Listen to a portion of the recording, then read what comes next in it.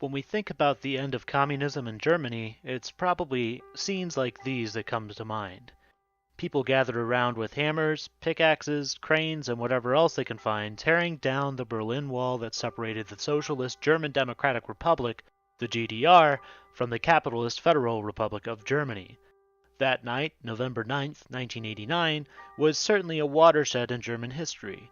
Within a few years of the destruction of the wall, the two Germanys had become one again, unifying the people and supposedly restoring freedom and democracy to all.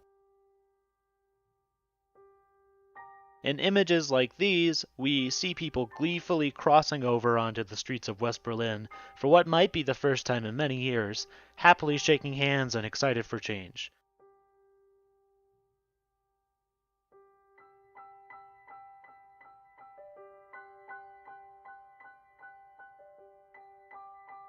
To many Western minds post-1989, what we see in these images are people happy to say goodbye to East German socialism. By crossing over into the West, they are putting the German Democratic Republic and the lives that they have built in it into history. They are committing socialism to memory only.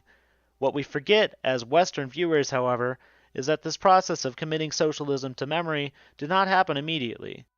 Instead, over the course of the 1990s, the memory was instilled in the former Aussies, as they were called, by civil society groups, the new unified state, and capitalist society as a whole, as much as it was created by these people themselves. In this video, I want to analyze how this process happened, looking at a variety of cultural elements. I want to show you how capitalist society, working with and through civil society groups and the state, had a vested interest in this process. I want to show you how committing socialism to memory was a conscious effort by a capitalist society desperate to control and limit the sphere of politics in Germany post-1989.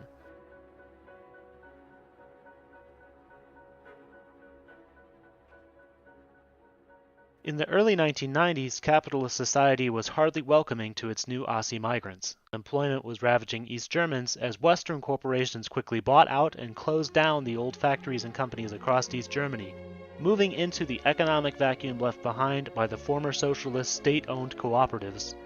During this time, standards of living, wages, and population in the East all quickly fell.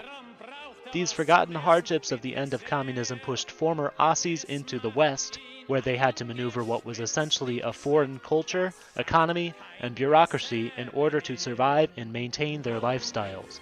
In many ways, the transition period was incredibly traumatic for a lot of East Germans. Aussies did not just calmly accept their fate, too. The early 1990s saw waves of labor unrest and protests, with people using the old language of the GDR and demanding that some of its protections against unemployment be reinstated. It got so bad that, by one 1993 study, 3 out of every 5 former East Germans wanted to rebuild the wall and secede from the Federal Republic back into an East German-style state. What was capitalist society's response to all this talk and action threatening to rebuild German socialism?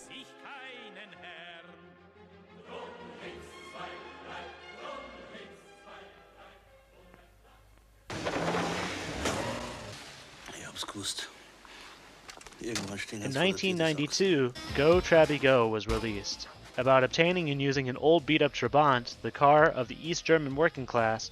The film made light of the old Germany while simultaneously allowing former East German viewers to reminisce and get their nostalgia fix. It committed East Germany to the past while allowing viewers to express their desire for East German life through the preferred way in a capitalist society, as consumers. The car serves as a type of metaphor for East Germany itself, rough-hewn, slowly falling apart through years of wear and tear, yet it gets the job done, and, more importantly, belongs to the family. It was just so with the East German state that some had found they missed in the 1990s. While it had been oppressive, they missed some elements of the country that they had formerly called home. Similar movies, like Sonnenallee, contributed to the growing market for GDR nostalgia consumer goods. Tracing East German youth in the 1970s who find a home in the punk band scene, the film also pokes fun at East German life and centers it around the oppression of the Stasi and the state in a way that later films like The Lives of Others and Ampelmann and Tucker's 2017 documentary Karl Marx City does. This was all as GDR coffee mugs, coins, food items, military paraphernalia, and anything you could think of began to join the markets. Even a quick eBay search takes one right to this memorabilia that began to emerge in the 1990s on the streets and in the marketplaces of Germany. It was during this time, too, that the Ampelmann, one of today's most recognizable figures of Berlin and Germany at large, was commodified and commemorated. Following a successful campaign by protesters to keep the Ampelmann as one of Germany's crossing light figures, the symbol has evolved into a today much commodified catch-all for all things East German nostalgia, or Ostalgie.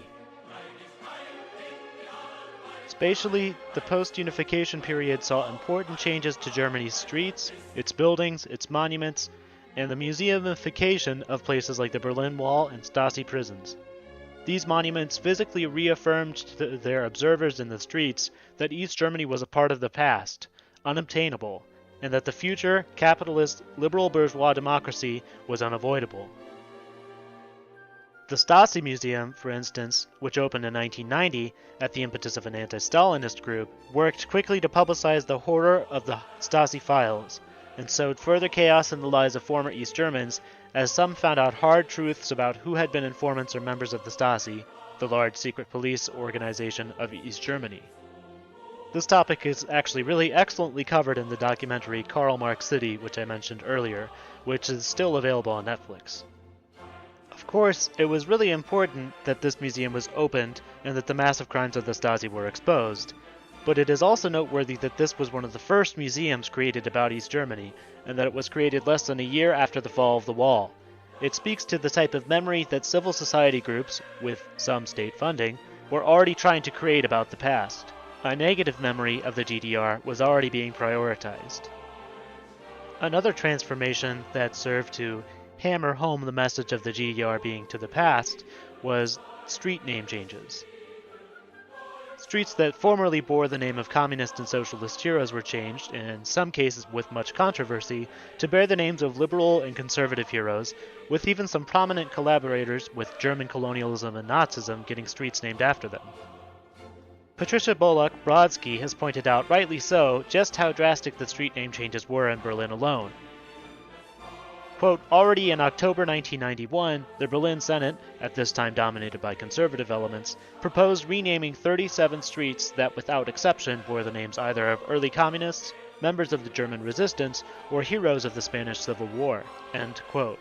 Another case that Brodsky pointed out to was how the Berlin Senate saw an unsuccessful attempt to change its street name from Niederkirchnerstraße, named after a woman killed by the SS for participating in the resistance, to Senate Building Berlin Zentrum in English, a depoliticized name, despite protests from the left and center groups in the Senate. The president of the Senate claimed that, had Niederkirchner lived, she would have been a Stalinist, and it would be inappropriate for, quote, our parliament to be built on the basis of those who supported a communist system, end quote. Hundreds of street names changed throughout Germany in this fashion in the early post-unification period, with communist names being replaced with liberal or social democrat names instead. The effect of these changes, of course, was to eradicate the memories of anti-fascist and socialist struggles that East Germany had been quite physically built on. Street name changes were another way that the government and civil society groups protesting for these changes were able to further commit the GDR to the past in the early 1990s. In 1989, millions of East Germans took to the streets demanding change. They wanted a unified German people, a new East German state run by the people from below, socialism from below. What East Germans got instead was quite different, however. Mass unemployment, harsh restructurings of their lives and cultures, and a quick, brutal conversion to a capitalist society eager to conquer new markets in the East. In response to this chaos, some East Germans took to the streets again in the spirit of 1989, demanding returns to some of the old ways and basic economic protections for their livelihoods. Western civil society groups, capitalists, and the German state itself knew that they had to wrest control of the memory of the GDR from its former citizens in order to get them off of the streets. They had to turn demands for East German-style economic protections into nostalgic pining for a failed utopia. They had to condemn East Germany to the past in a way that the crumbling of the wall, hasty elections, and corporate takeovers alone could not do. They helped foster the development of Ostalgie culture to manage German politics and ensure the survival of the new, unified capitalist state. This was how memory was used in part to control German politics post-1989.